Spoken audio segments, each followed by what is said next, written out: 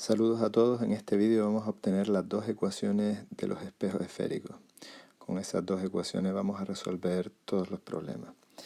Para obtener la primera, la del aumento lateral, necesitamos ver el diagrama de rayos que tenemos abajo.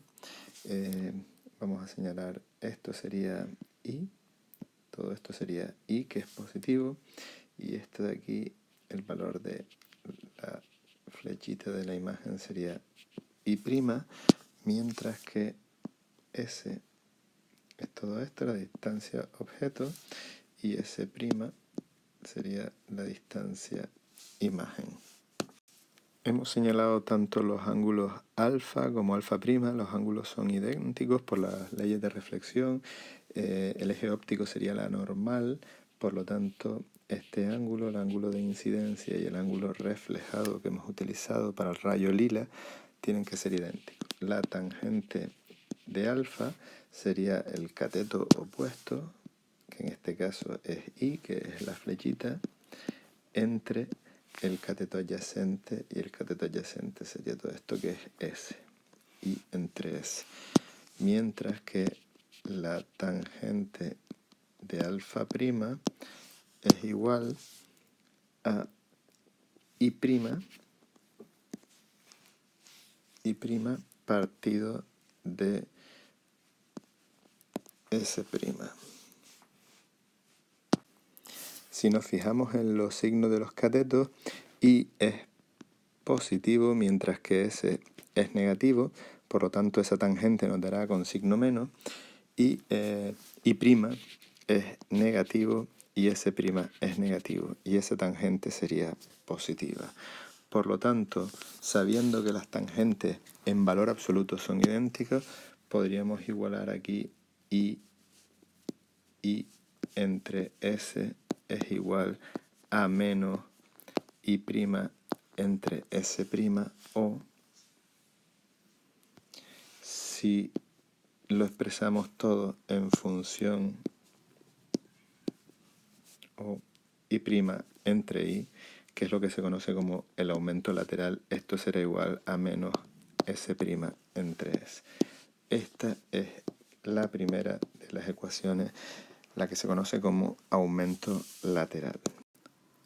Para obtener esta segunda ecuación, la conocida como ecuación fundamental de los espejos esféricos, utilizaremos este diagrama de rayos, en concreto el ángulo beta y beta', que son idénticos en valor absoluto. Ya veremos que los ángulos tienen signos distintos. Bueno, aquí tenemos I, esto sería I, mientras que I' sería esta altura de aquí, que es el tamaño que tiene el objeto. S sería la distancia objeto, siendo S' la distancia imagen. Bueno, pues si vemos la tangente de beta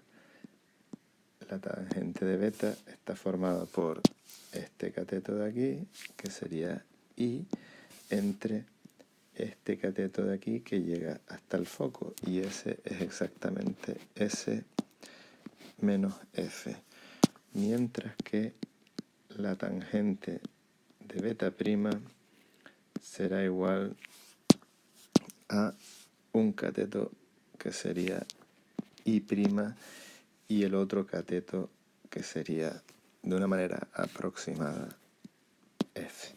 Bueno, los signos de estos catetos, I sería positivo, S menos F sería negativa por estar a la izquierda del vértice del espejo, I' es negativa por estar hacia abajo, y F es negativa. Por lo tanto, la tangente de beta es negativa y la tangente de beta' es positiva. Corrigiendo el signo menos, nos quedaría que I partido de S menos F es igual a menos I' partido de F.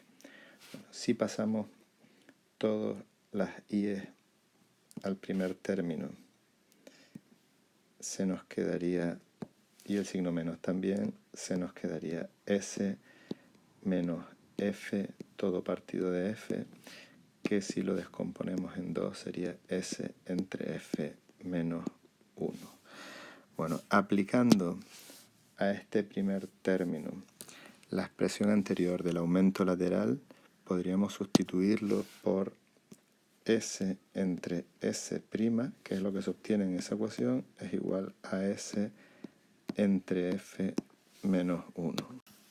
Si dividimos toda la ecuación por S, nos quedaría 1 entre S' es 1 entre F menos 1 entre S. Y despejando hacia 1 entre F, obtendríamos 1 entre S' más 1 entre S. Esta es la segunda y de las ecuaciones que vamos a utilizar para resolver ejercicios de espejos esféricos y se conoce como ecuación fundamental de los espejos esféricos.